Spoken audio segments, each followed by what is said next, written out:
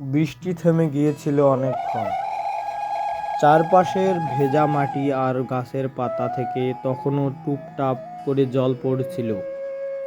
রিয়া জানালার পাশের চেয়ারে বসে বাইরে তাকিয়েছিল। তার হাতে ধরা পুরনো একটি ডায়েরি। পাতাগুলো হলুদ হয়ে এসেছে, ভাজে ভাজে স্মৃতির গন্ধ।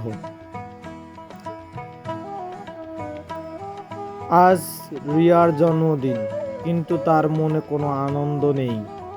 গত 5 বছর ধরে এই দিনটা তার কাছে এক বিষাদের ছায়া নিয়ে আসে। 5 বছর আগে আজকের দিনেই এক মর্মান্তিক সড়ক দুর্ঘটনায় সে তার একমাত্র ভাইকে হারিয়েছিল। ভাইটি ছিল তার খেলার সাথী, বন্ধু এবং জীবনের সবচেয়ে বড় আনন্দ।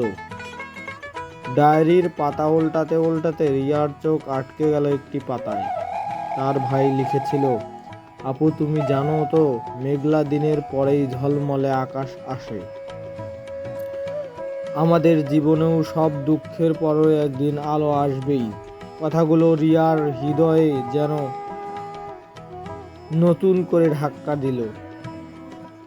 এতদিন সে শুধু হারানোর কষ্টটাই অনুভব করেছে। ভাইয়ের আশার বাণীটা যেন সে ভুলেই গিয়েছিল। বাইরের আকাশটা ধীরে ধীরে পরিষ্কার হচ্ছে।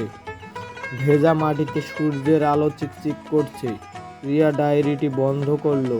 তার চোখে অশ্রু চিকচিক করছিল, তবে আজ সে অশ্রুতে বেদনার সাথে মেশানো ছিল এক নতুন উপলব্ধি। ভাই হয়তো আজ পাশে নেই, কিন্তু তার রেখে যাওয়া কথাগুলো রিয়ার জীবনে আলোর দিশা দেখাতে পারে। সে দীর্ঘশ্বাস ফেলল, তবে সেই দীর্ঘশ্বাসে চাপা ছিল এক নতুন দিনের প্রত্যাশা।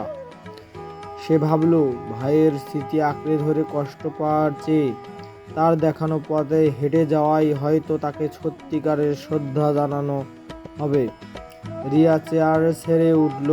জানালার বাইরে উজ্জ্বল রোদ তার মুখে এসে পড়ল। আজ না হোক একদিন নিশ্চয় তার জীবনেও সেই ঝলমলে আকাশ আসবে। ভাইয়ের এই বিশ্বাসটুকু সে আর হারাতে দেবে না। কেমন লাগলো গল্প?